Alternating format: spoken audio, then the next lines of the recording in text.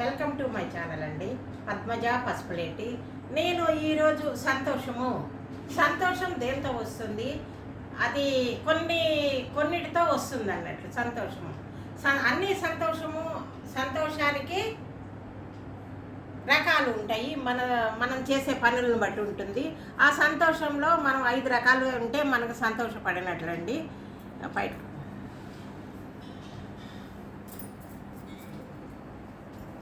ఇదండి, ఇది గద్వాల్ శారీ అండి.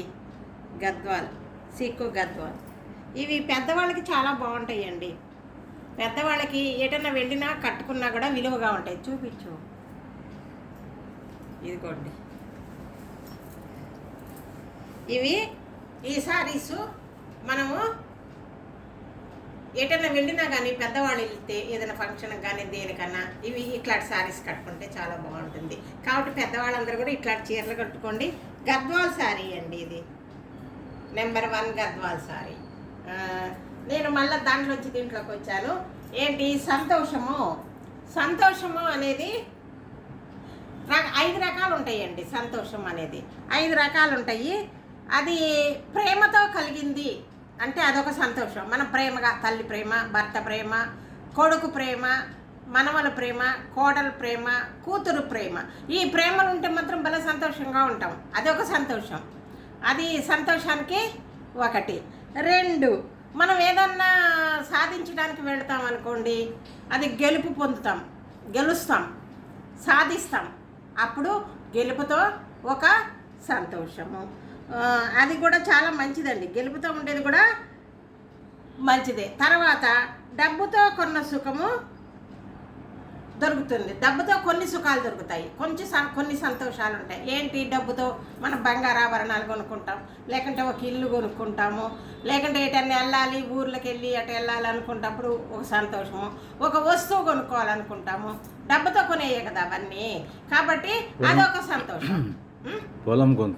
పొలాలు కొనుక్కుంటాము, ఇళ్ళు కొనుక్కుంటాము, మనం ఏదన్నా ఫ్యాక్టరీలు పెట్టాలని పెట్టుకొని డబ్బుతో చేస్తాము, అది కూడా సంతోషమే. మనం డబ్బుతో కొనుక్కున్నవన్నీ కూడా అదొక సంతోషమేనండి.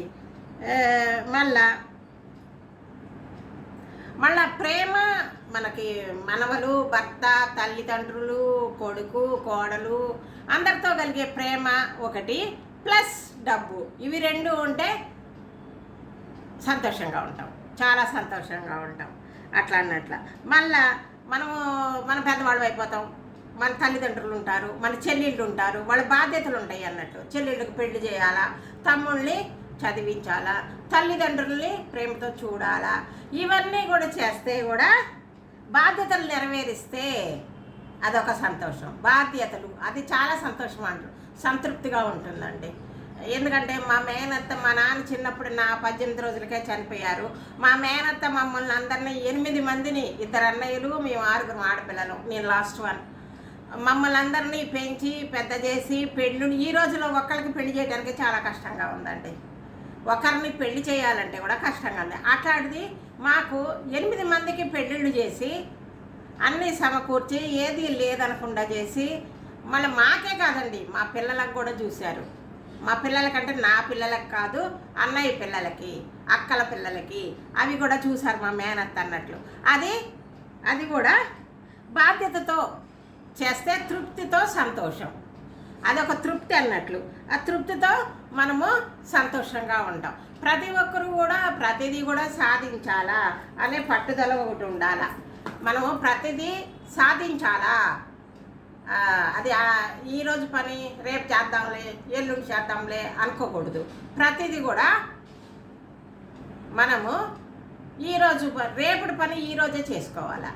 చేసుకుంటే మనం తొందరగా అన్నిటికీ బాగుంటుంది. అదే సోమరితనం ఉండకూడదండి. సోమరితనం ఉంటే ఎవరైనా కూడా పైకి రారు. కాబట్టి ప్రతి ఒక్కరికి కూడా సోమరితనం అనేది లేకుండా, సోమరితనం ఉంటుంది, పడుకుందాం కొంచెం అనిపిస్తుంది, కానీ మనం లేగాల, మన పనికి మనం లేచి చేసుకోవాలి. చేసుకుంటే మనం వృద్ధిలోకి వస్తాము, అన్నీ ఉంటుంది. డబ్బు సంపాదించేది కూడా ఉంటుంది, అన్నీ కూడా అన్నమాట. డబ్బు ఉంటే అన్నీ ఉంటాయి. డబ్బు ఉంటే ప్రతి ఒక్కరూ మన గౌరవిస్తారు. డబ్బుతోటే అన్నీ కూడా. కాబట్టి మనము సోమర్తనాన్ని ఒకటి వీడాలా. మళ్ళా పిల్లల్ని కూడానండి, పిల్లల్ని పెంచే పద్ధతి, పిల్లల్ని ప్రతి ప్రేమ ఉండొచ్చు, ప్రేమ ఉన్నా కానీ వాళ్ళు తప్పు కానీ చేసి ఏదైనా చేస్తే దండించాలా. దండించకపోతే బయట వాడు దండిస్తాడు, వాడు సోమరపోతవుతాడు. కాబట్టి అదొకటి. ఇవన్నీ కూడా కొన్ని సూక్తులండి, కొన్ని సూక్తులు పెద్ద అయిన కాడికే తెలుస్తుంది. మనం పెద్ద అయ్యే కొరకు మనం చిన్నప్పుడు మా మేనేజర్ చెప్తాంటే ఏంటి ఇట్లా అనుకున్నాం, కానీ ఇప్పుడు నేను పెద్దగా అయిన తర్వాత నాకు అన్ని విషయాలు తెలుస్తున్నాయి అన్నట్లు. అవును, అందుకే పెద్దవాళ్ళు మన దండించారు అని అనుకుంటాం అన్నట్లు. ఈ నా వీడియోలు చూస్తున్నారా? చూస్తామంటే సబ్స్క్రైబ్ చేయండి, గంట కొట్టండి, షేర్ చేయండి, లైక్ చేయండి, పద్మజాని ముందుకి నడిపించండి. నేను ఇదేనండి చెప్పాలనుకున్నది. ప్రతి ఒక్కరూ నా ఛానల్ చూసి సబ్స్క్రైబ్ చేయండి, గంట. నేను నాకు తెలిసిన మంచి మాటలన్నీ చెప్తా ఉంటానండి. ఇవి ఒక్కొక్కటి గుర్తుకొచ్చినప్పుడు పెట్టుకుంటాను నేను. ఒకేసారి వీడియోకు ఉంటే గుర్తు రావండి, కొంచెం ఏజ్ కూడా అయిపోయింది కాబట్టి గుర్తు రావు. కాబట్టి మనము రాసి పెట్టుకొని చెప్తున్నాను. మళ్ళీ ఒక ఫంక్షన్కి వెళ్ళాలన్నా కూడా మనం ముందుగా వెళ్ళాలండి. ముందు వెళ్తే చాలా సంతోషం, వాళ్ళు సంతోషపడతారు, మనకి బాగుంటుంది. లేట్గా వెళ్ళకూడదు, ఏ ఫంక్షన్కి అయినా కానీ లేట్గా వెళ్ళకూడదు, ముందే వెళ్ళాలా. ఇది నా యొక్క విన్నపం, మీ ఇష్టం. తర్వాత సరేనండి, నమస్తే అండి. సర్వే జన సుఖినో భవంతు. ఇంకొక మంచి వీడియోతో మీ ముందుకు వస్తానండి. బాయ్.